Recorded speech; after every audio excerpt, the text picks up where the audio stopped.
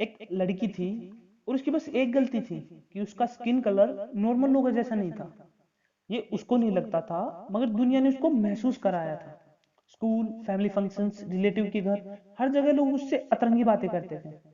तुम कभी व्हाइट रंग के कपड़े मत पहनना, तुम पहनोगी तो लोगों को अनकंफर्टेबल फील होगा। कितने कलर है तुम्हारे? एक, दो, तीन, ऑफ कोर्स बहुत ज्यादा। एक दिन वो फंक्शन में गई थी और चुपचाप कोने में बैठी थी।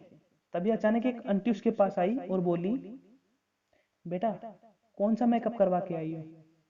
चलो सही है, कोई तो है मेरी बेटी को कंपटीशन देने वाली। उनकी बेटी को डिस्कलर्ड पैचेस वाली बीमारी थी। बैक देन वो लड़की खुद से कपड़े नहीं खरीदती थी, जो उसकी मोम लाती थी पहन लेती थी। एक दिन पार्टी में जाने के लिए रेडी हो रही थी, उसने खुद को मिरर में देखा। एक टॉप पहना हुआ था उसने और उसके बॉडी कलर साफ साफ दिख रहे थे। जब भी वो खुद को ऐसे देखती थी ना, उसके दिमाग में वही सारे कमेंट चलने लगते थे।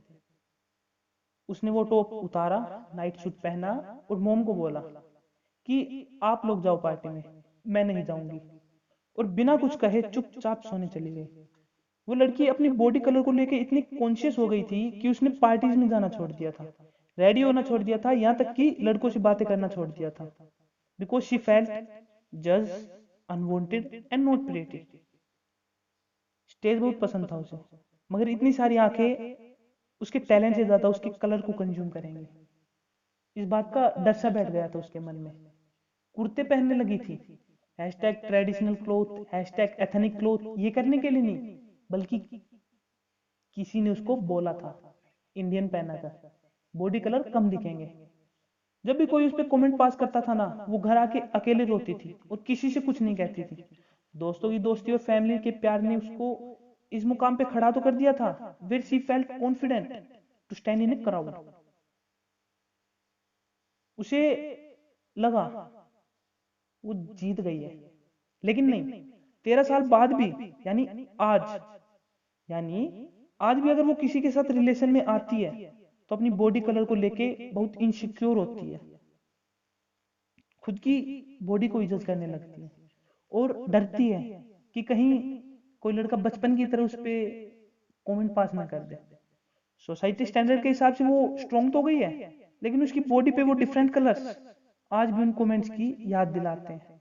उसने खुद की बॉडी को एक्सेप्ट तो कर लिया है, लेकिन आज भी दूसरे क्या कहेंगे उसकी बॉडी के लिए, ये उसको कहीं ना कहीं बोदर करता है।